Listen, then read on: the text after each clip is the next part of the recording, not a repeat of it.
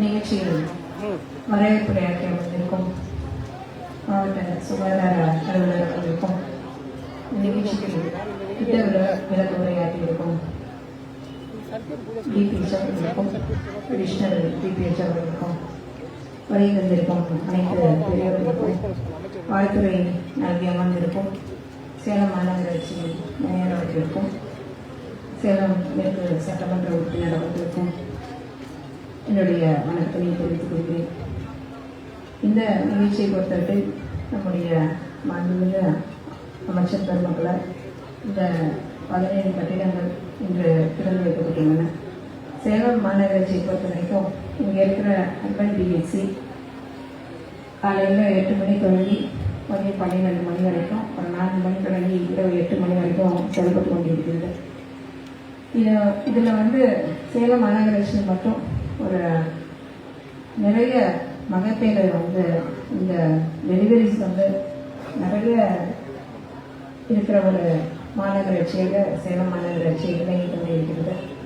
இதில் பார்த்தீங்கன்னா எந்த மாதிரியான தேவைகள், சின்ன சின்ன மருத்துவ தேவைகள் இருந்தாலும், சின்ன சின்ன மருத்துவ ஆலோசனைகள் இருந்தாலும் அது இந்த அர்பன் பிஎஸ்சி மூலமாக கொடுக்குறது சேலம் மாநகராட்சிக்கு உட்பட்ட இந்த அர்பன் பிஎஸ்சிகள் நல்ல முறையில் செயலாற்றி கொண்டு வருகிறது. இதில் இந்த ஒரு பீரியட் உங்களுடைய செப்டம்பர் மாதத்துலேருந்து ஆரம்பித்து டிசம்பர் மாதம் வரைக்கும் நமக்கு இந்த காய்ச்சலுக்கான எண்ணிக்கை அதிகமாகவே இருக்கும். கடந்த ஒரு 2 வருடங்களாக அந்த காய்ச்சலுடைய எண்ணிக்கையில் ஒரு கட்டுப்பாட்டுக்குள்ளே வைத்து இதுக்காக மாநகராட்சியின் சார்பில் ஒரு 700 டிபிசிஸ் அமர்த்தப்பட்ட ஃபாகிங்க்குன்னு சொல்லி அவங்க இந்த புகை போடணும் அப்படிங்கிற அந்த விஷயத்துக்காக குழுக்கள் நியமிக்கப்பட்டு யார் எந்த தேர்வுக்கு எப்போ போகிறாங்கன்னு கண்காணிக்கப்பட்டு அதில் எந்த அளவுக்கு டெங்குலேருந்து மக்களை பாதுகாக்கணுமோ அதுக்கான முயற்சிகள் பல்வேறு தரப்பில் பல்வேறு அமைப்புகளோடு சேர்ந்து செய்யப்பட்டு வருகின்றது. இதில் இங்கே நிறைய பொதுமக்கள் இந்த செல்வப்பட்ட பகுதியில் இருக்கிறதுனால எங்களுடைய வேண்டுகோள் நீங்கள் தண்ணியை கொஞ்சம் மூடி வைக்கணும். ரொம்ப நாள்பட்ட தண்ணியை நம்ம யூஸ் பண்ணக்கூடாது. எங்கெல்லாம் தண்ணி தேங்கும் அப்படின்றப்போம் அந்த இடத்துல தண்ணி தேங்காமல் நம்ம பாதுகாக்க மட்டும்தான் நம்மளுடைய காய்ச்சலுக்கான அந்த காய்ச்சல் வராமல் தடுக்கிறதுக்கான முயற்சிகள் நம்ம தெளிவாக எடுத்ததாக இருக்கும். அதனால் இதற்கு நீங்கள் ஒத்துழைப்பு நடக்க வேண்டும் என்று கேட்டுக்கொண்டு, இன்னொரு முக்கியமான விஷயம், சேலம் மாநகராட்சி பொறுத்த வரைக்கும் நம்ம இந்த நாய்களை நாய் பிரச்சனைகளை நாய்களை தடுப்பதற்காக, நாய்களுடைய இனப்பெருக்கத்தை குறைப்பதற்காக பல்வேறு தீவிரமான முயற்சிகள் எடுத்துகிட்டு இருக்கோம். இதில் கடந்த ஆண்டு மட்டும் மாதத்திற்கு 1000 என்ற எண்ணிக்கையில் நம்ம அந்த நாய்கள் குறைக்கிறதுக்கான அந்த இனப்பெருக்கத்தை தடுக்கிற அந்த சர்ஜரிஸ் இங்கே நடத்தியிருக்கோம். அதனுடைய தொடர்ச்சியாக இந்த வருடமும் நாய்களுக்கு வேக்சினேஷன் போடுறதுக்கான கேம்ப்ஸ் நிறைய இடத்துல வாரம் ஒரு 2-3 இடங்களில், அதுவும் மாநகராட்சி ஒட்டியுள்ள பகுதியில், மாநகராட்சியில் இருக்கிற பகுதிகளில் வளர்ப்பு நாய்களாக இருக்கட்டும், அது தெரு நாய்களாக இருக்கட்டும், அதுக்கு நம்ம தடுப்பூசி போடணும் அப்படிங்கிற ஒரு விஷயம் நிறைய என்ஜிஓஸ் சேர்ந்து நம்ம செஞ்சுக்கிட்டு இருக்கிறோம்.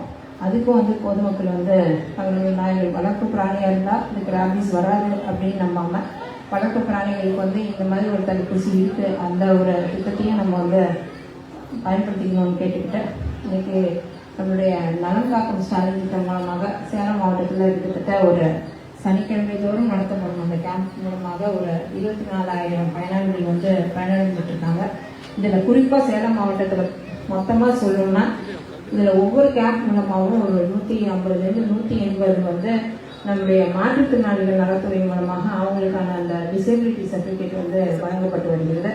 மேலும் இந்த கேம்பில் அனைத்து சுகாதார பணியாளர்களும், மேலும் நம்மளுடைய லேபர் டிபார்ட்மெண்ட்டை சேர்ந்த அந்த லேபர் வெல்ஃபேர் ஆர்கனைசேஷனுடைய எல்லா அமைப்பினரும் அதில் பயன்படுறாங்க.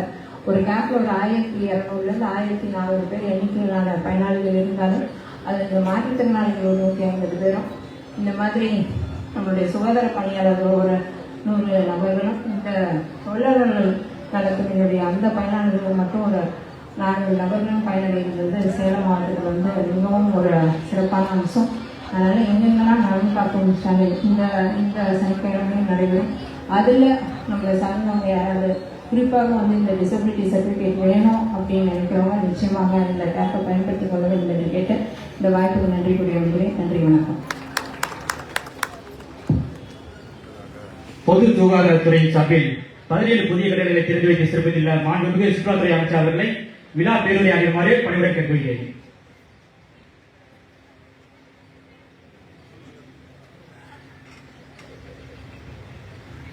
மருத்துவம் மற்றும் மக்கள் நல்வாழ்வுத்துறையின் சார்பில் மாண்புமிகு தமிழ்நாடு முதலமைச்சர் அவர்களுடைய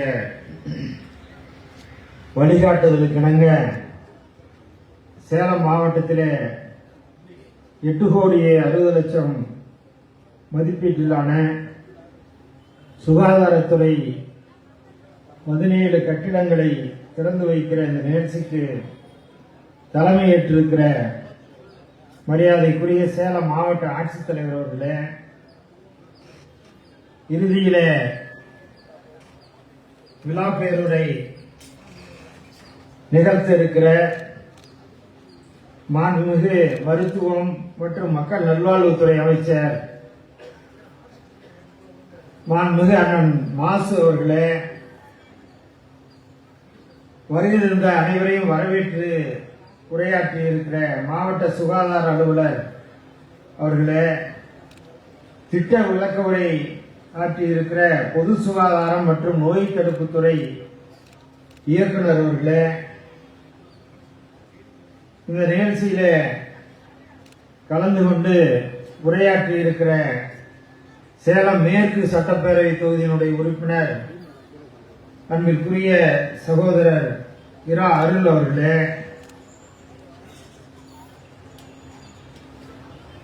இந்த பகுதியில வணிகர்கள் சங்கத்தினுடைய பொதுச் செயலாளராக நீண்ட நெடுங்காலமாக பொதுப்பணி ஆற்றி வருகிற அருமை அண்ணன் ஜெயசீலன் அவர்களே, மாநகர் மன்ற உறுப்பினர் சகோதரி சவிதா பிரகாஷ் அவர்களே, சமூக ஆர்வலர்கள் அன்பிற்குரிய ரகுபதி அவர்களே, பிரகாஷ் அவர்களே, நண்பர் மணி அவர்களே, மாமன்ற உறுப்பினர்கள் திருமதி அம்சா ரமேஷ் அவர்களே, திருமதி சங்கீதா நீதிவர்மன் அவர்களே, திருமதி புனிதா சுகந்தர் அவர்களே, சகோதரி சாத்தாஜி அவர்களே, வசந்தா மயில்வேல் அவர்களே, மஞ்சுளா அவர்களே, மூர்த்தி அவர்களே, மோகன் அவர்களே, பொது சுகாதாரத்துறையைச் சேர்ந்த கூடுதல் இயக்குநர்களே, இணை இயக்குநர்களே, மருத்துவ பணியாளர்களே, வருகின்றிருக்கிற சகோதரிகளே, பெரியோர்களே, தாய்மார்களே, ஊடகம் மற்றும் பத்திரிகை துறை சேர்ந்த நண்பர்களே, உங்கள் அனைவருக்கும் அன்பான வணக்கத்தினை அன்போடு தெரிவித்துக் கொள்கிறேன். மாண்புமிகு தமிழ்நாடு முதலமைச்சர் அவர்கள்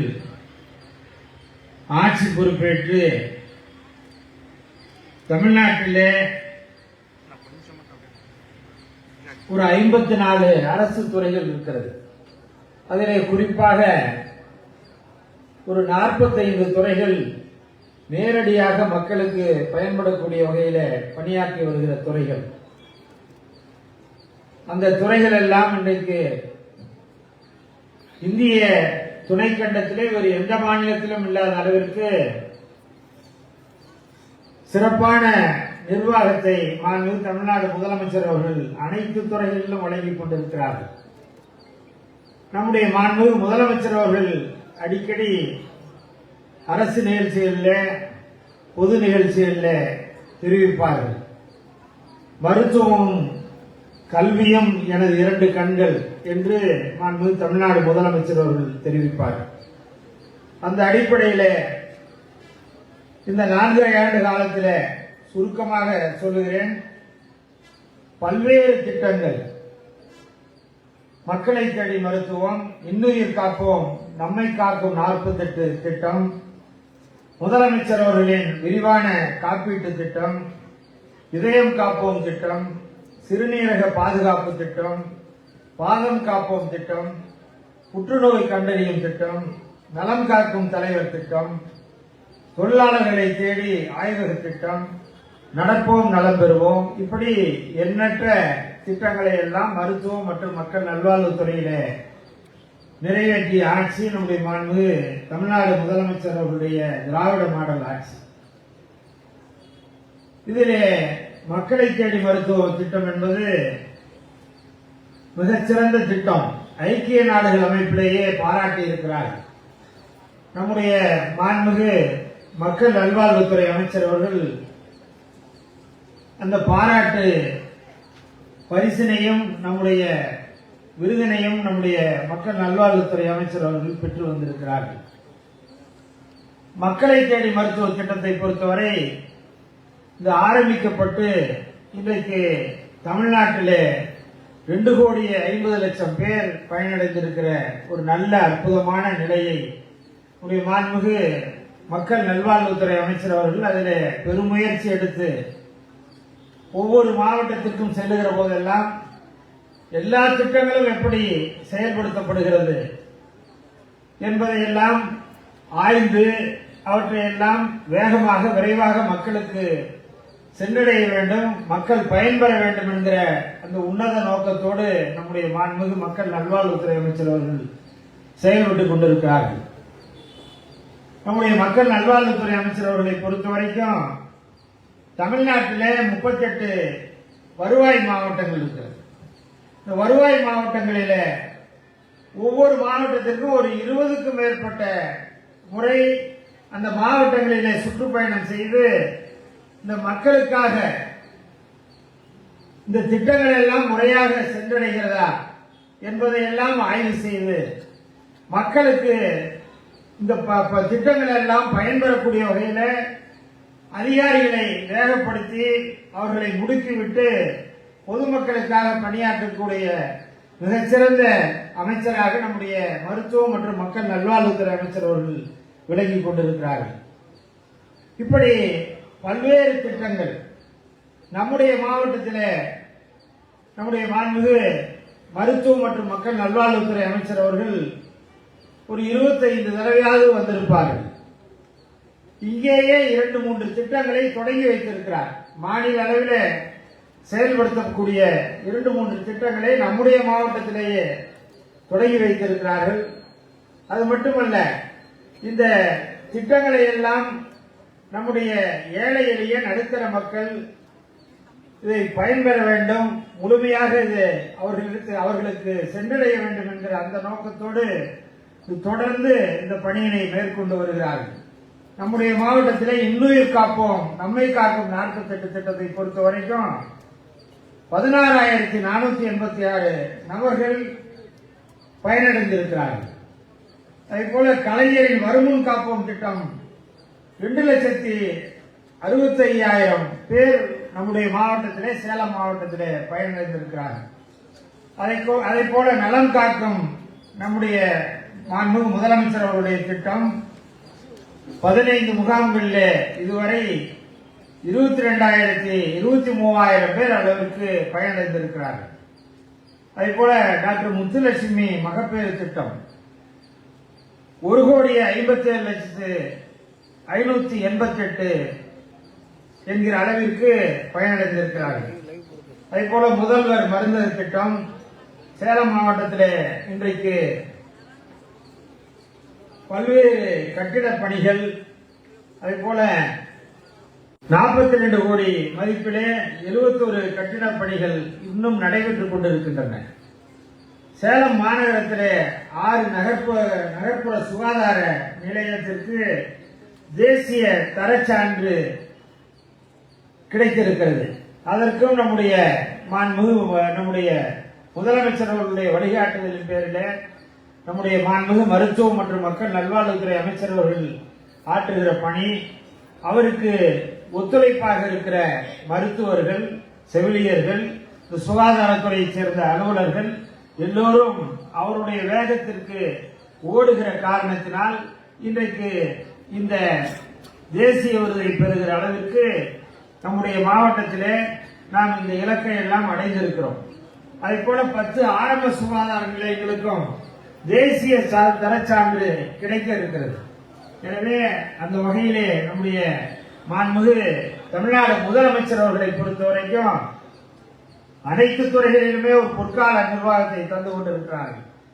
குறிப்பாக இந்த மருத்துவம் மற்றும் மக்கள் நல்வாழ்வுத்துறையிலே நம்முடைய மாண்புமிகு மக்கள் அமைச்சர் அவர்கள் நம்முடைய முதலமைச்சர் அவர்களுடைய உள்ள உணர்வை புரிந்து கொண்டு அவருடைய எண்ண ஓட்டத்தை புரிந்து கொண்டு அவர் என்ன விரும்புகிறாரோ அதைவிட கூடுதலாக அவருடைய பாய்ச்சல் வேகம் இந்த துறையில இருந்து கொண்டிருக்கிறது. அவரால் இந்த துறை இன்றைக்கு மிக சிறந்து விளங்குகிறது. இந்த நிர்வாகம் என்பது ஒரு அற்புதமான நிர்வாகமாக இந்திய துணைக்கண்டத்தில் இருக்கிற மற்ற மாநிலங்கள் எல்லாம் வியந்து பாராட்டுகிற துறையாக மருத்துவத்துறை, உலக நாடுகளில் ஐக்கிய நாடுகள் அமைப்பே பாராட்டுகிற துறையாக இன்றைக்கு மக்கள் நல்வாழ்வுத்துறை விளங்கிக் கொண்டிருக்கிறது. அதற்கு நம்முடைய மாண்புமிகு முதலமைச்சர் அவர்களும் நம்முடைய மக்கள் நல்வாழ்வுத்துறை அமைச்சர்களுடைய உழைப்பும் தான் காரணம் என்பதை நம்முடைய வருகை தந்திருக்கிற பெருமக்கள் உணர்ந்து அவருக்கு நம்முடைய மாண்புமிகு முதலமைச்சர் அவர்களுக்கு என்றைக்கும் நீங்கள் ஆதரவாக உறுதுணையாக இருக்க வேண்டும் என்று உங்களை எல்லாம் அன்போடு கேட்டு எனக்கு தந்த வாய்ப்புக்கு நன்றி தெரிவித்து நிறைவு செய்கிறேன். நன்றி. மருத்துவ மற்றும் மக்கள் நலவரத்துறையின் சார்பில் 8 கோடியே 60 லட்சம் மதிப்பிலான பொது சுகாதாரத்துறையின் 17 புதிய கடன்களை திறந்து வைத்து சிறப்பித்துள்ள மாண்புமிகு மருத்துவ மற்றும் மக்கள் நலவரத்துறை அமைச்சர் அவர்களை விழா பேருரை வழங்குமாறு பணிவுரை கேட்கிறேன்.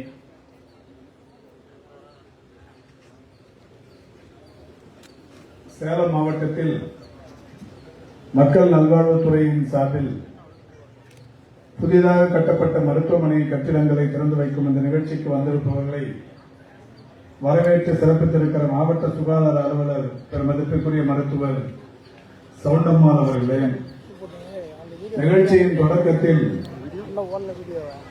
இந்த நிகழ்ச்சிக்கான விளக்கத்தை கூறி வைத்திருக்கின்ற பொது சுகாதாரம் மற்றும் நோய் தடுப்பு மருந்துத்துறையின் இயக்குநர் பெருமதிப்பிற்குரிய மருத்துவர் சோமசுந்தரன் அவர்களே, தலைமை பொறுப்பேற்று சிறப்பித்துக் கொண்டிருக்கின்ற மாவட்டத்தின் ஆட்சித்தலைவர் மாட்சிமை தங்கிய டாக்டர் இரா பிருந்தாதேவி ஐஏஎஸ் அவர்களே, நிகழ்ச்சியில் எனக்கு முன்னால் உரையாற்றி சிறப்பித்து வைத்திருக்கிற சுற்றுலாத்துறையின் அமைச்சர் மாண்பிற்கும் பேரன்பிற்கும் உரிய பண்பாளர் பெருமதிப்பிற்குரிய இனிய நண்பர் திரு இரா ராஜேந்திரன் அவர்களே, நிகழ்ச்சியில் பங்கேற்று சிறப்பித்துக் கொண்டிருக்கின்ற வணக்கத்திற்குரிய சேலம் மாநகராட்சியின் மேயர் மரியாதைக்குரிய திரு ஆ ராமச்சந்திரன் அவர்களே, சேலம் மாநகராட்சியின் ஆணையாளர் பெருமதிப்பிற்குரிய டாக்டர் மா இளங்கோவன் அவர்களே, நிகழ்ச்சிக்கு வருகை தந்து உடனிழ்த்தி வைத்திருக்கின்ற சேலம் மேற்கு தொகுதியின் சட்டமன்ற உறுப்பினர் இனிய நண்பர் திரு இரா அருள் அவர்களே, வருகை தந்து சிறப்பித்துக் கொண்டிருக்கின்ற துணை மேயர் மரியாதைக்குரிய திருமதி சாரதா தேவி அவர்களே, அஸ்தம்பட்டி மண்டல குழுவின் தலைவர் மரியாதைக்குரிய திருமதி உமாராணி அவர்களே, இறுதியாக நன்றி உரையாற்றவிருக்கின்ற மாநகர நல அலுவலர் மரியாதைக்குரிய மருத்துவர் முரளி சங்கர் அவர்களே, வருகை தந்து சிறப்பித்துக் கொண்டிருக்கின்ற மருத்துவர் பெருமக்களே, செவிலியர்களே, மருத்துவம் சார்ந்த களப்பணியாளர்களே, இந்த பகுதியைச் சேர்ந்த உள்ளாட்சி அமைப்புகளைச் சேர்ந்த பிரதிநிதிகளே, பத்திரிகை மற்றும் ஊடகவியலாளர்களே, பயனாளர் பெருமக்களே, வருகை தந்திருக்கின்ற உங்கள் அத்தனை பேருக்கும் முதலில் என்னுடைய நன்றியையும் வணக்கத்தையும் தெரிவித்துக் கொள்கின்றேன்.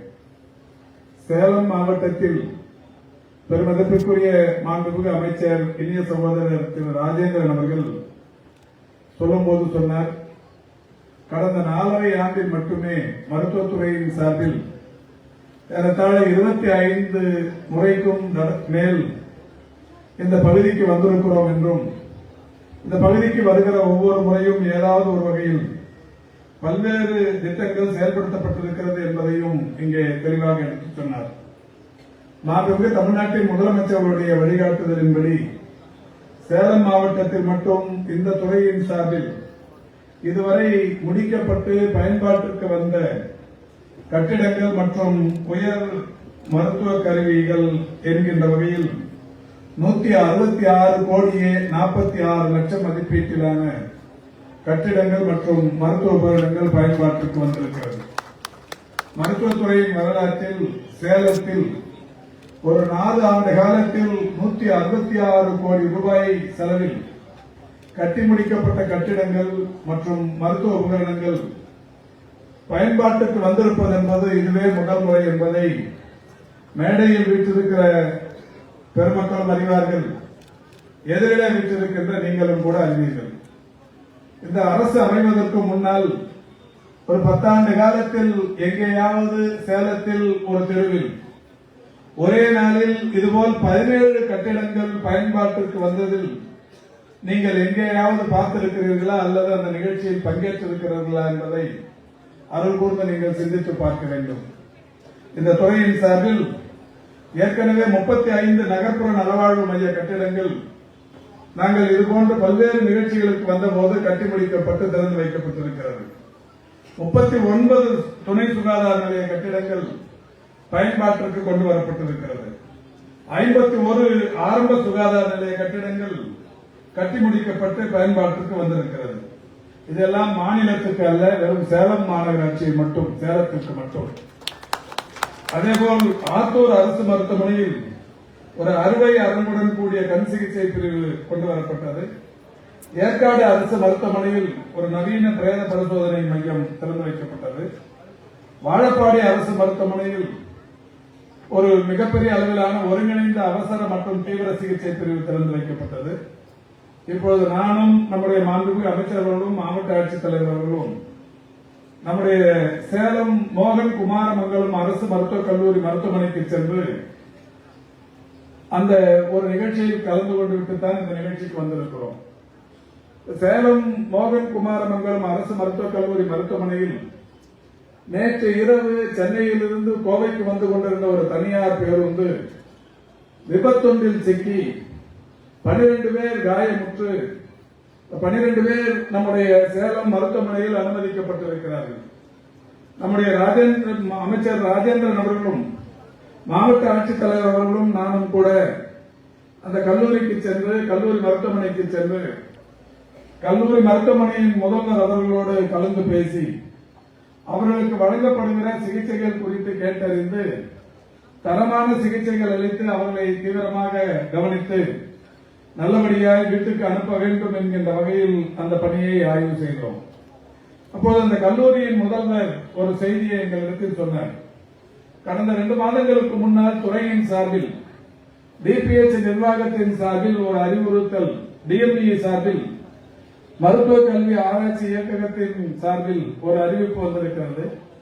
அனைத்து அரசு மருத்துவக் கல்லூரி மருத்துவமனைகளிலும் தினந்தோறும் வருகிற புறநோயாளிகளில், அதாவது ஒவ்வொரு நாளும் புறநோயாளர்கள் என்றே சொல்லக்கூடாது என்று மாண்புமிகு தமிழ்நாட்டின் முதலமைச்சர்கள் அறிவுறுத்தியிருக்கிறார்கள். எனவே புற பயனாளர்கள், அந்த பயனாளர் பெருமக்கள் மருத்துவமனைகளுக்கு வருகிற போது அவர்களுக்கு ஓபி சீட்டு என்று ஒரு பேப்பரை தருவார்கள். பொதுவாகவே ஏதாவது ஒரு துண்டு பேப்பரை எடுத்து ஒரு பெயரை எழுதி, இந்த பெயர், வயது இதை எழுதி மருத்துவர்களுக்கு அனுப்புவார்கள். மருத்துவர் அவருக்கு இருக்கிற அந்த நோய்த்தன்மை அறிந்து மருந்தை எழுதி கொடுத்து அனுப்புவார். இதுதான் கடந்த காலங்களில் இருந்து வந்தது. ஆனால் இப்பொழுது நம்முடைய மாண்புமிகு தமிழ்நாட்டின் முதலமைச்சர்கள் ஒவ்வொரு மருத்துவமனைக்கு வருகிற ஒவ்வொரு பயனாளிக்கும் அவர்களுக்கான அந்த நோய் பாதிப்புகள் குறித்த ஒரு தகவலை, அவருடைய அந்த ஹிஸ்டரி, மெடிக்கல் ஹிஸ்டரியை பதிவு செய்து அவர்களுக்கு தர வேண்டும் என்கின்ற வகையிலான அறிவுறுத்தல். இதில் என்ன பயன் என்றால், இப்பொழுது நானும் நம்முடைய மாண்புமிகு அமைச்சர்களும் மாவட்ட ஆட்சித்தலைவர்களும் அந்த பணியை போய் பார்த்தோம்.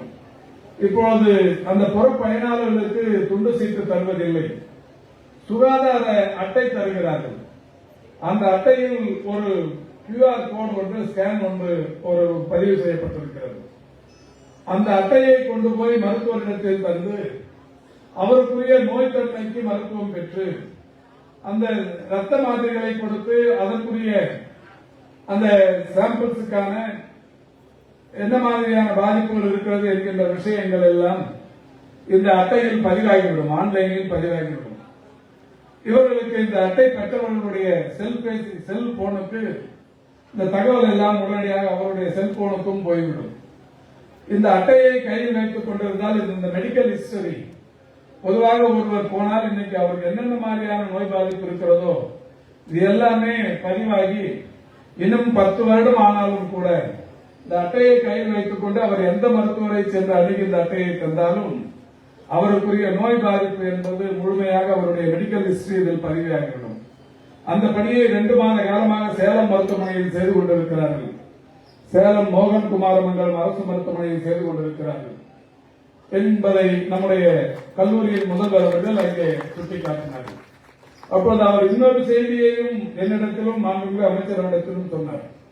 இப்பொழுதெல்லாம் இங்கே வருகிற புற பயனாளர்களின் எண்ணிக்கை 4000 கடந்து 5000 வரை வருகிறார்கள். நேற்றைக்கு 4600 பேருக்கு மேல். நான் கேட்டேன், அப்படியானால் 2021 மே திங்கள் 7ஆம் தேதிக்கு முன் சராசரியாக இந்த மருத்துவமனைக்கு வந்த புற பயனாளர்கள் எவ்வளவு பேர் என்று கேட்டேன். 2000 3000 என்றார்கள். இப்பொழுது அது 4000 5000 உயர்ந்திருக்கிறது. அப்ப நீங்க கேட்கலாம், அப்ப சேலத்தில் இருக்கிறவங்களுக்கு நோய் பாதிப்பு அதிகரிச்சிருக்கா? இல்ல. சேலத்தில் இருக்கிற மக்கள் அரசு மருத்துவ சேவையை முழுமையாக நம்ப தொடங்கி இருக்கிறார்கள். சேலத்தில் இருக்கிற மக்கள் அரசு மருத்துவமனைகளின் மேல் முழு நம்பிக்கை ஏற்பட்டிருக்கிறது. அரசு மருத்துவமனைக்கு போனால் நமக்கு முழுமையான தீர்வு கிடைக்கிறது என்கின்ற ஒரு நம்பிக்கை இந்த மக்களுக்கு ஏற்பட்டிருக்கின்ற காரணத்தினால்தான் 3000 பேர் இருந்தது இப்பொழுது 5000 பேர் வரை உயர்ந்திருக்கிறது. இதை நான் சொன்னவுடன் ஒரு சில பத்திரிகைகள் இந்த அரசு அமைந்ததற்கு பிறகு நோய்த்தன்மை அதிகரித்து விட்டது, அரசு மருத்துவமனைகளுக்கு நோய் பாதிப்புள்ளவர்கள் அதிகமாக வந்து கொண்டிருக்கிறார்கள் என்கின்ற செய்தியை போடக்கூடும். அதனால்தான் இந்த விளக்கத்தை சொல்கிறேன். அரசு மருத்துவமனைகளின் மேல் பொதுமக்களுக்கு கூடுதலான நம்பிக்கை ஏற்பட்டிருக்கின்ற காரணத்தினால்தான் சேலத்தில் மட்டுமல்ல, கோவையிலாக இருந்தாலும், திருப்பூரிலாக இருந்தாலும், ஈரோடிலாக இருந்தாலும், சென்னையாக இருந்தாலும், தர்மபுரியாக இருந்தாலும், நெல்லையாக இருந்தாலும், தமிழ்நாட்டில் இருக்கிற எல்லா மருத்துவக் கல்லூரி மருத்துவமனைகளிலும், மாவட்ட அரசு தலைமை மருத்துவமனைகளிலும், ஆரம்ப சுகாதார நிலையங்களிலும், கூடுதல் ஆரம்ப சுகாதார நிலையங்களிலும், மேம்படுத்தப்பட்ட ஆரம்ப சுகாதார நிலையங்களிலும் அதிகம் பேர் இன்றைக்கு இந்த சேவையை பயன்படுத்திக் கொண்டிருக்கிறார்கள். இந்த அரசு அமைவதற்கு முன்னால் தினந்தோறுமான மருத்துவ பயனாளர்கள் ஒட்டுமொத்தமாக தமிழ்நாடு முழுவதும் 4 லட்சம் பேர் இருந்தார்கள். இன்றைக்கு அது 7 லட்சம் வரை உயர்ந்திருக்கிறது. தினந்தோறும் தமிழ்நாட்டில் மருத்துவ பயன் பெறுவதற்கு அரசு மருத்துவமனைகளுக்கு வருபவருடைய எண்ணிக்கை 7 லட்சம் என்கின்ற அளவில் உயர்ந்திருக்கிறது. அப்படியானால் ஒவ்வொரு நாளும் 7 லட்சம் பேருக்கு இந்த அரசு மருத்துவ நிர்வாகம் சிறப்பான மருத்துவத்தை அளித்து வருகிறது. நேற்று மாலை நான் சென்னையிலிருந்து வந்தேன். நேற்று காலை சென்னையில் ஒரு 220 பேருக்கு பிஎச்என்கள் எஸ்எச்என்களாக பதவி உயர்வு, எஸ்எச்என்கள் சிஎச்என்களாக பதவி உயர்வு, அதேபோல் பல்வேறு துறைகளில் பதவி உயர்வும் பணி அமர்வும் என்கின்ற வகையில் ஒரு 220 பேருக்கு பணியாணைகளை தந்துவிட்டு நேற்று 1 மணி வரை டிபிஎச் அலுவலகத்தில் அந்த நிகழ்ச்சி நடத்தப்பட்டது. அந்த நிகழ்ச்சியை தொடர்ந்து வீட்டுக்கு போய் மதிய உணவு அருந்தி நேரடியாக சேலத்திற்கு மாலை வந்தேன். வந்தவுடன் நானும் நம்முடைய அமைச்சர் அவர்களும் நான் அவரிடத்தில் சொன்னது, மாண்புமிகு தமிழ்நாட்டின் முதலமைச்சர் சேலம் மாநகராட்சி எல்லைக்குள் மட்டும் 32 நகர்ப்புற நலவாழ்வு மையங்களை கட்டிமுடித்து திறந்து வைத்திருக்கிறார். அருள் பேசும்போது சட்டமன்ற உறுப்பினர் அருள் சொன்னாரே, இந்த நகர்ப்புற நலவாழ்வு மையங்களை மாண்புமிகு தமிழ்நாட்டின் முதலமைச்சர் அவர்கள் எங்கே கண்டுபிடித்தார் என்றால் டெல்லியில் கண்டுபிடித்தார். டெல்லியில் திமுக தலைமை அலுவலகம் அறிவாலயத்தை திறந்து வைக்க டெல்லிக்கு வந்தபோது அங்கே கெஜ்ரிவால் அவர்கள் முதலமைச்சராக இருந்த இடம், அவர் டெல்லியில் முதலமைச்சராக இருந்த தருணத்தில் மக்கள் அதிகமாக இருக்கிற மார்க்கெட் பகுதிகள், குடிசை பகுதிகளை ஒட்டி ஆம் ஆத்மி மொஹல்லா கிளினிக் என்கின்ற ஒரு மருத்துவமனைகளை கட்டி வைத்திருக்கிறார்கள். ஒரு மருத்துவரோடு இயங்குகிற அந்த மருத்துவமனை மக்களுக்கு பெரிய அளவில் பயன்பட்டுக் கொண்டிருக்கிறது. காலையில் வேலைக்கு செல்பவர்கள் 8 மணிக்கே வந்து மருத்துவமனைக்கு சிகிச்சை பார்த்துவிட்டு செல்கிறார்கள். வேலை முடித்துவிட்டு வருபவர்கள் 4 to 8 மணி வரை அந்த மருத்துவமனை இயங்குகிறது. அதில் வந்து பயன்பட்டுக் கொண்டிருக்கிறார்கள். வீட்டு அருகிலேயே அது அமையப்பட்டிருக்கிறது. மார்க்கெட் பக்கத்திலே இருக்கிறது. மக்கள் அதிகமாக இருக்கிற இடங்களில் இருக்கிறது என்கின்ற தகவல் நம்முடைய முதல்வருக்கு தெரிவிக்கப்பட்டது. முதல்வர் அவர்கள் அங்கே சென்றது வேறு பணிக்கு. ஆனால் நம்முடைய முதல்வர் அவர்கள் உடனடியாக டெல்லியில் இருக்கிற ஒரு ஆம் ஆத்மி மொஹல்லா கிளினிக் என்று சொல்லக்கூடிய அந்த மருத்துவமனைக்கு நேரடியாக ஆய்வுக்கு வந்தார்கள் டெல்லியில். உடன் நானும் சென்றிருந்தேன். அப்பொழுது அந்த மருத்துவமனையை பார்த்துவிட்டு முதல்வர் சொன்னார், ஏன் தமிழ்நாட்டில் நாம் இதையும் செய்யக்கூடாது, இது மிகப்பெரிய அளவில் மக்களுக்கு பயன் தருமே, தமிழ்நாட்டில் இதை செய்ய வேண்டும் என்று சொல்லிவிட்டு வந்து அடுத்தடுத்த நாளே நம்முடைய மாண்புமிகு அமைச்சர் ராஜேந்திரனுக்கு தெரியும், சட்டமன்றத்தில் அறிவித்தார்கள். தமிழ்நாட்டில் இருக்கிற அனைத்து மாநகராட்சிகளிலும் 63 நகராட்சிகளிலும் இந்த 708 நகர்ப்புற நலவாழ்வு மையங்கள் அமைக்கப்படும் என்று அறிவித்துவிட்டு முதல்வர் சொன்னார், டெல்லியில் உள்ள ஆம் ஆத்மி மொஹல்லா கிளினிக்கை போலவே ஒரு மருத்துவர், ஒரு செவிலியர், ஒரு சுகாதார ஆய்வாளர், ஒரு உதவியாளர், இந்த 4 பணியிடங்களோடு இந்த மருத்துவமனை அமையும் என்று அறிவித்து டெல்லியில் இருந்து வந்து சென்னையில் அறிவித்த 7-8 மாதங்களிலேயே 500 மருத்துவமனைகளை ஒரே நாளில் திறந்தார்கள். அதற்கடுத்த 2 மாதம் கழித்து 208 மருத்துவமனைகளை சொன்னபடியே திறந்தார். சொன்னதை செய்யும், செய்வதை மட்டுமே சொல்லுகிற அரசு இந்த திராவிட மாடல் அரசு. எனவே முத்துவேல் கருணாநிதி ஸ்டாலின் ஆகிய நம்முடைய தமிழ்நாட்டின் முதலமைச்சர்கள் 708 நகர்ப்புற நலவாழ்வு மையங்களை திறந்து வைத்தார்கள். அதில் சேலத்துக்கு மட்டும் 35 என்று ஒதுக்கீடு செய்து அதில் 32 மாநகராட்சி எல்லைக்குள்ளும் ஒரு 3 மருத்துவமனைகள் நகராட்சி பகுதிகளிலும் அமையப்பெற்றது. நேற்றைக்கு நான் நம்முடைய மாண்புமிகு அமைச்சரிடத்தில் ஏதாவது ஒரு 2 மருத்துவமனைக்கு நாம் சர்ப்ரைஸ் விசிட் செல்லலாம், மணி 6 ஆகிறது, மருத்துவர்கள் இருக்கிறார்களா, செவிலியர்கள் இருக்கிறார்களா, அங்கே பொதுமக்கள் சிறப்பான வகையில் பயன்பட்டுக் கொண்டிருக்கிறார்களா என்பதை ஆய்வு செய்வதற்கு சர்ப்ரைஸ் விசிட் செல்லலாம் என்றேன். அவரும் நம்முடைய வணக்கத்திற்குரிய மேயர் அவர்களும், மாநகராட்சியின் ஆணையர், அதேபோல் நம்முடைய மாநகராட்சியின் சுகாதார அலுவலர்கள் எல்லாம் உடன் வர ஒரு 2 ஆரம்ப சுகாதார நிலைய நகர்ப்புற நலவாழ்வு மையங்களுக்கு சென்றோம். இந்த 2 நகர்ப்புற நலவாழ்வு மையங்களிலும் தினந்தோறும் ஒரு 60-70 பேர் பயன்பட்டு வருகிறார்கள். அக்கம் பக்கத்திலே இருப்பவர்கள், மருத்துவர் இருந்தார், செவிலியர் இருந்தார், சுகாதார ஆய்வாளர் இருந்தார், உதவியாளர் இருந்தார். அங்கே வழங்கப்படுகிற 108 ஒரு சிறப்பு மருத்துவர் மாலையில் இரவு வரை அங்கே பணியாற்ற வேண்டும் என்பது இந்த துறையின் சார்பில் அன்றைக்கு அறிவிக்கப்பட்டது. அந்த வகையில் நேற்றைக்கு ஒரு 2 மருத்துவமனைகளை நாங்கள் ஆய்வு செய்ய சென்றிருந்தோம். செவ்வாய்க்கிழமை இந்த 5 மருத்துவமனைகள் மாநகராட்சி பகுதிகளில் அமையப்பட்டிருக்கிறது. அதில் 2க்கு சென்றிருந்தோம். அந்த 2லுமே மகப்பேறு மருத்துவர்கள் உட்கார்ந்து கொண்டு, செவ்வாய்க்கிழமை என்பதால் அன்றைக்கு மகப்பேறு மருத்துவர்களுக்குரிய பணி, அந்த 2 மருத்துவர்களும் அங்கே உட்கார்ந்து பணியாற்றிக் கொண்டிருந்தார்கள். ஆக நேற்று இரவு மட்டும் நாங்கள் மாநகராட்சி பகுதிகளில் அஸ்தம்பட்டி மணக்காடு பகுதியிலும், குமாரசாமி பட்டியிலும், குகை பகுதியிலும், தாதகா பட்டியிலும் இருக்கிற மருத்துவமனைகளை நேரடியாக ஆய்வு செய்தோம். ஆய்வு செய்து இரவு தங்கிவிட்டு இன்று விடியல் காலை 4 மணிக்கு எழுந்து நான் சேலத்தை ஒட்டி இருக்கிற மலைப்பகுதிகளில் இருக்கிற பழங்குடியினர் வசிக்கிற கிராம பகுதிகளுக்கு சென்று மாண்புமிகு தமிழ்நாட்டின் முதலமைச்சருடைய மக்களை தேடி மருத்துவம் என்கின்ற மகத்தான திட்டம் எங்கே எல்லாம் சிறப்பாக செயல்படுத்தப்பட்டுக் கொண்டிருக்கிறது, அவருடைய நோக்கம் கடைகோடி மனிதனுக்கும் இந்த மருத்துவ சேவை சென்றடைய வேண்டும் என்பது. மலையில் 30 வீடு 40 வீடு மட்டுமே இருக்கும், அவர்களுக்கு சாலை வசதிகள் இருக்காது. பாறைகள் குன்றுகள் மேல் ஏறித்தான் அந்த குடும்பங்கள், ஒரு 30-40 குடும்பங்கள் பழங்குடியின மக்கள் வசிக்கிற நிலை. தமிழ்நாட்டில் 2200 கிராமங்கள் இருக்கிறது. இதில் ஒரு 1000த்திற்கும் மேற்பட்ட கிராமங்களுக்கு பாதையே இருக்காது. இன்னமும் கூட பல்வேறு நடவடிக்கைகளை அரசு எடுத்துக் கொண்டிருக்கிறது என்றாலும் வனத்துறையின் சார்பில் அங்கே சாலை அமைப்பதற்கு ஒன்றிய அரசு அனுமதிப்பதில்லை என்றாலும் இன்றைக்கு பல்வேறு வசதிகள் செய்யப்பட்டுக் கொண்டிருக்கிறது. நான் மகிழ்ச்சியோடு தெரிவித்துக் கொள்கின்றேன், இந்த 4.5 வருஷத்தில் நான் மட்டுமே ஒரு 450 மலை கிராமங்களுக்கு நடந்தே சென்று பார்த்திருக்கிறேன். அந்த வகையில் இன்று காலை ஒரு 23.5 கிலோமீட்டர் நடந்தேன் மலைப்பாதையில். குறிப்பாக இந்த குறும்பப்பட்டி என்கின்ற இடத்தில் தொடங்கி அந்த கிராமத்தின் மருத்துவ சேவையை கேட்டறிந்து, கருங்காலி என்கின்ற ஒரு கிராமம், அதுவுமே பழங்குடியினர் வசிக்கிற கிராமம், அந்த பகுதி மக்களின் அந்த மருத்துவ சேவைகளை கேட்டறிந்து, பிறகு குடவம்பட்டி என்கின்ற ஒரு கிராமம், அந்த பகுதி மக்களின் மருத்துவ சேவையை கேட்டறிந்து, அங்கிருந்து 6 கிலோமீட்டர் செங்குத்தாக நடந்தால் மட்டுமே போக முடியும். சொனப்பட்டி என்கின்ற ஊர், அந்த ஊருக்கு சென்றோம். நாங்கள் வருவது அறிந்து அந்த ஊரில் இருக்கிற ஒட்டுமொத்த பேரும் 1 கிலோமீட்டருக்கு முன்னாலேயே அந்த ஊரின் எல்லைக்கு வந்து எங்களை வரவேற்று அழைத்து சென்றார்கள். நாங்கள் அந்த ஊருக்கு நடந்து வந்து கொண்டிருக்கிறோம் என்று தெரிந்து நூற்றுக்கணக்கான இளைஞர்களும் பெண்களும் எங்களை அங்கிருந்து மேலே அழைத்து சென்றார்கள்.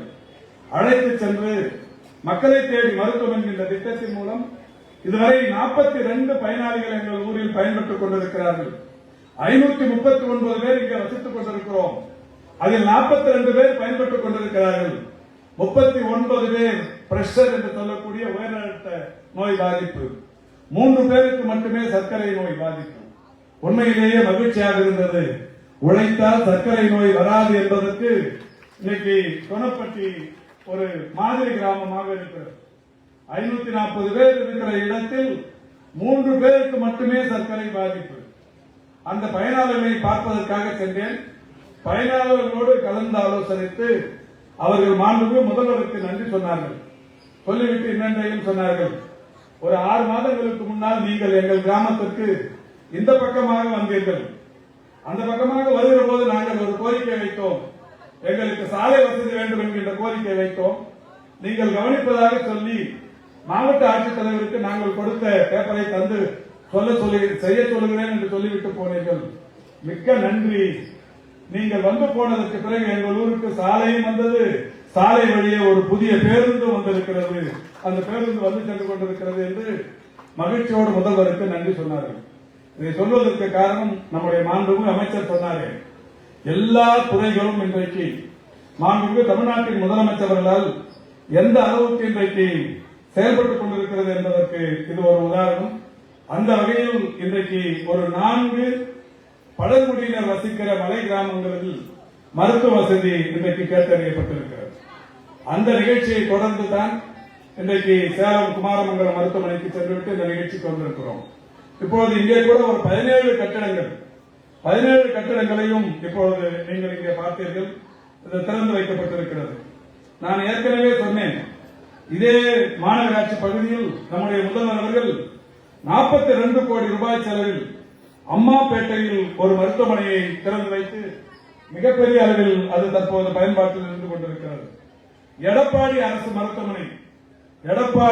மருத்துவமனை கொஞ்சம் மனசுல நீங்க ஆழமா பதிய வச்சுக்கணும்.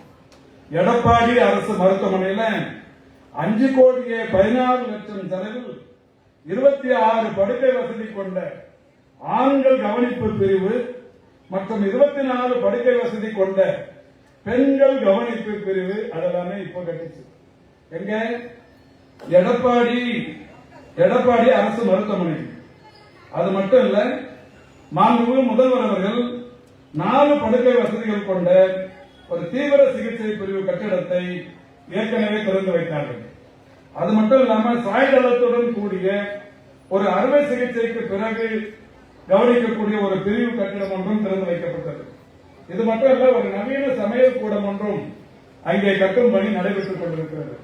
இவ்வளவு பணிகளும் மாண்புமிகு முத்துவேல் கருணாநிதி ஸ்டாலின் எடப்பாடி அரசு மருத்துவமனைக்கு சென்றிருக்கிறார். இதை கூட நான் ஒரு 15 நாட்களுக்கு முன்னால் திருச்செங்கோடு மருத்துவமனை சிறப்பு விழாவுக்கு வந்தேன். மாண்புமிகு முதல்வர் அவர்கள் தலைமைச் செயலகத்திலிருந்து திருச்செங்கோட்டில் கட்டப்பட்டிருக்கிற 23 கோடி மதிப்பிலான ஒரு மருத்துவமனை கட்டிடத்தை அங்கிருந்து காணொலி வாயிலாக திறந்து வைத்தார்கள். நானும் அந்த தொகுதியின் சட்டமன்ற உறுப்பினர் ER ஈஸ்வரன் அவர்களும் திருச்செங்கோட்டில் இருந்து அந்த நிகழ்ச்சியில் கலந்து கொண்டோம். அதற்காக நான் ஏற்காடு எக்ஸ்பிரஸில் ரயிலில் வந்தபோது விடியற் காலை 5 மணிக்கு சங்ககிரியில் வந்து இறங்கினேன். சங்ககிரியில் இருந்து வந்தவுடன் எனக்கு அதிகாலையில் எங்கே போனாலுமே ஏதாவது ஒரு மருத்துவமனைக்கு நடந்து சென்று சர்ப்ரைஸ் விசிட் செய்வது என்பது தொடர் வழக்கமாக இருந்து வருகிறது. எனவே அங்கிருந்து கேட்டேன், இங்கிருந்து எது பக்கமா நல்ல ஒரு ஹாஸ்பிட்டல போய் பார்க்கணும்னு. பொதுவாகவே இப்போ நான் போனது திருச்செங்கோட்டுல எல்லா ஆஸ்பத்திரியில் இருக்கிற டாக்டருமே அலர்ட்டா இருப்பாங்க. எப்படியும் சுப்பிரமணியம் இங்க வந்திருக்கிறாரு, எந்த ஆஸ்பத்திரிக்கு எப்போ வேணாலும் வந்துருவாரு, அதனால நாம இங்க அலர்ட்டா இருக்கணும்னு கரெக்டா அலர்ட்டா இருப்பாங்க. அதனால நான் இப்ப என்ன பண்றதுன்னா, அந்த மாவட்டத்து மருத்துவமனைகளுக்கு போறதில்லை. எந்த ஊர்ல ப்ரோக்ராமோ அந்த மாவட்ட அரசு மருத்துவமனைகளுக்கு போறதில்லை. அப்படியே நடந்து பொடிநடியா பக்கத்து மாவட்டத்துக்கு போயிருந்தேன். அப்ப நான் சங்ககிரியில இறங்கி நேரா எடப்பாடிக்கு போயிட்டேன். ஒரு 16-17 கிலோமீட்டர் நடந்து எடப்பாடிக்கு போய் ஆய்வு பண்ணேன். அப்ப அங்கிருந்த பயனாளர்கள் ஒரு 100க்கும் மேல அத்தனை பேர்களை விசாரிச்சா எப்படி இருக்குன்னு. முத்துவேல் கருணாநிதி ஸ்டாலின் முதலமைச்சராக வந்ததற்கு பிறகு எங்கள் மருத்துவமனையில் அனைத்து வசதிகளும் மிக சீராக இருக்கிறது, ரொம்ப மகிழ்ச்சியோடு சொன்னார்கள். அந்த மாதிரிதான் எந்த ஊருக்கு போனாலும் போய் பார்த்து இருக்கிறோம். இதை குறிப்பா சொல்றதுக்கு காரணம் எடப்பாடியிலும் அவ்வளவு செய்யப்பட்டிருக்கிறது. அது மாதிரி வாழப்பாடி அரசு மருத்துவமனையில ஒரு 3,63,00,000 செலவில் கட்டடங்கள். எல்லாத்துக்கும் மேல நம்ம சேலம் மோகன் குமாரமங்கலம் அரசு மருத்துவமனையில 65,43,00,000 ரூபாய் செலவில் இதுவரை பல்வேறு கட்டமைப்புகளை தொடங்கி வைத்திருக்கிறோம். நம்முடைய மாண்புமிகு அமைச்சர் சொன்னார், இந்த மருத்துவமனையும் பாத்தீங்கன்னா மருத்துவக் கல்லூரி மருத்துவமனையில உணர்திறன் ஒருங்கிணைப்பு பூங்கா, ஒரு சித்த மருத்துவ கட்டிடம், கட்டண படுக்கை தொகுதிகள், பன்னோக்கு பல் மருத்துவ சிகிச்சை பிரிவு, லீனியர் ஆக்சிலேட்டர், பிராக்டி தெரப்பி கருவி, சிடி சிமுலேட்டர் கருவி, அதிநவீன கோபால்ட் கதிர்வீச்சு கருவி, பெட்சிடி உங்களுக்கு தெரியும், புற்றுநோய்களை துல்லியமாக கண்டறிகிற கருவி. இந்த அரசு அமைவதற்கு முன்னால் 2 இடத்துல மட்டும்தான் இருந்தது, ஒன்னு சென்னையிலையும் இன்னொன்னு மதுரையிலையும். இந்த அரசு அமைந்ததற்கு பிறகு இப்போது எத்தனை இடத்தில் இருக்கிறது என்றால் 7 இடத்தில் இருக்கிறது. இந்த துறை உருவானதற்கு பிறகு 2 இடத்தில் மட்டுமே இருந்த பெட்சிடி இப்போது 7 இடங்களில் இருக்கிறது. இன்னும் 3 அமைப்பதற்கு நடவடிக்கை எடுக்கப்படுகிறது. எங்க 7? அப்ப 5 கூடுதலா எங்க வந்தது? 1 சேலம், 2 கோயம்புத்தூர், 3 நெல்லை, 4 தஞ்சாவூர், 5 காஞ்சிபுரம். இந்த 5 இடத்துல பெட்சிடி வச்சிருக்கிறோம். 1 12 கோடி ரூபாய். இது 5 இடத்துல அதை வச்சிருக்கிறோம். அது இங்க வந்திருக்கு. அது மாதிரி இருதய பாதிப்புகளை சிகிச்சை அளிக்கிற கேத்தலாப் ஒன்று இந்த அரசு அமைந்ததற்கு பிறகு கொண்டு வரப்பட்டது. ஈமோ டயாலிசிஸ் கருவி இந்த அரசு அமைந்ததற்கு பிறகு கொண்டு வரப்பட்டது.